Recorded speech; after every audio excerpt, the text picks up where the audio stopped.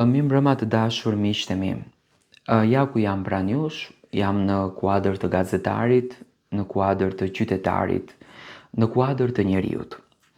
Do të flasi sonte me ju dhe do të trajtojmë një temë të ndjeshme që në fakt kohëve të fundit është shumë mediale. Rasti i vajzës së vogël dikur, sot një vajzë e rritur, Bleona Mataj. Bleona Mataj për 16 vite me radh, as një shenjë, as një pikë, as një përgjigje, shumë dyshime. Shumë dyshime, por të gjitha fatkeqësisht rezultuan në ajër.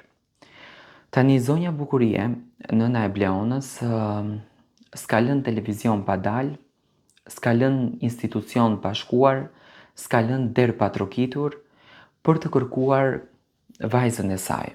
Dhe fatkeqësisht, më duhet ta them, jetojmë të gjithë në të njëjtin vend, jetojmë në të njëjtën jetesë, aty ku vidhet Bleona dhe aty ku mbështetet Heshtja. Do të thënë jetojmë të gjithë në këtë tmerin, ë? Do të thënë vidhet një vajzë e vogël, një nën qan, një familje që e di të vërtetën Heshtën, një institucionit mund të jetë mbyllur goja me lek, korrupsioni, shteti s'po vepron, sepse nuk duhet fundja ditës zonja Bukurie të shkojë nëpër media për ta kërkuar vajzën e saj. Ka institucione, ju kemi besuar kariket atyre institucioneve, ju kemi besuar pozicionet dhe institucionet, imagjinoni, nuk kanë fuqinë të gjejnë një vajzë në një Shqipëri të vogël, qoftë edhe jashtë saj. Në fakt po befasohem me drejtsinë e vendit tonë. Këto po befasohem. Tani hajt janë dhe lek.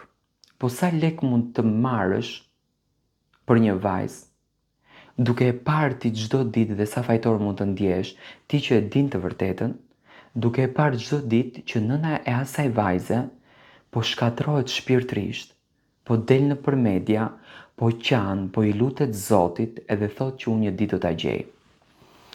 Tani unë e di që ka shumë njerëz në këtë universin ku ne jetojmë që harrojnë që ekziston Zoti, harrojnë që nuk mund të ikin në botën tjetër, po nuk e dhanë përgjigjen dhe po nuk e folën të vërtetën. Ka një diçka, janë ato ëngjujt e mrekullueshëm që e mbajnë këtë nën të fuqishme që mos të ndalon së kërkuari vajzën e saj. Do të thënë, ndonjëherë jeta të lodh, edhe ti thua stop, unë do ndaloj. Kaq ishte fati im, do pranoj realitetin, ndoshta vajza ime nuk do të kthehet më. Nëse do kthehet, ajo do kthehet, do më kërkon. Por jo, zonja Bukurie lufton për 16 vite me radhë nga mëngjesi deri në darkë. Do të thënë, në çdo sekondë të jetës së saj ajo ka vetëm një qëllim, të takon Bleonën. Dhe kur themi për këtë guximin dhe për këtë këmbënguljen, do me thënë, ato persona që kanë bërë rëmbimin, që kanë hequr këtë vajzë nga nëna e saj, kushdo qofshin dhe jenë ato. Edhe pse zonja Bukurie çdo ditë i thot, do me thënë që janë të lirë, edhe e vërtetë është që janë të lirë. Por një ditë, ato njerëz duhet ta kuptojnë që Zoti e di të vërtetën. Nëse nuk e dim ne, Zoti e di të vërtetën. Dhe Zoti nuk do ta lejon që e vërteta të humbet. Ajo e vërtet, si u fshe, si nuk u fshe, me patjetër që një ditë do të del. Nuk ka njeri në këtë univers, do të thënë kam lexuar qindra mijëra libra dhe fundet gjithmonë kanë përfunduar me të vërtetën. Nuk ka njeri në këtë univers që do të ikën në botën tjetër duke marrë diçka me vete. Nuk ekziston ajo gjë. Në këtë botë i lajmë duart këtu, i pastrojmë gjërat këtu dhe ikim në universin tjetër. Nuk marrim gjë me vete. Shpirtërisht, fizikisht, çdo gjë në jetë. Është hapur një GoFundMe që në fakt ka qenë pak me pikë pyetje, a është i zonjës Bukurie apo jo?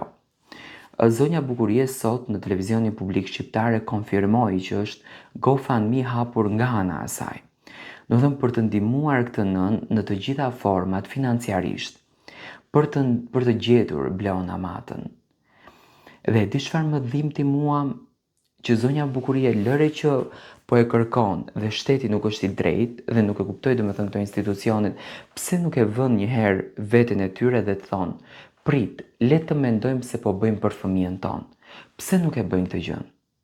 Sepse është humbur një fëmijë dhe një nën po e kërkon.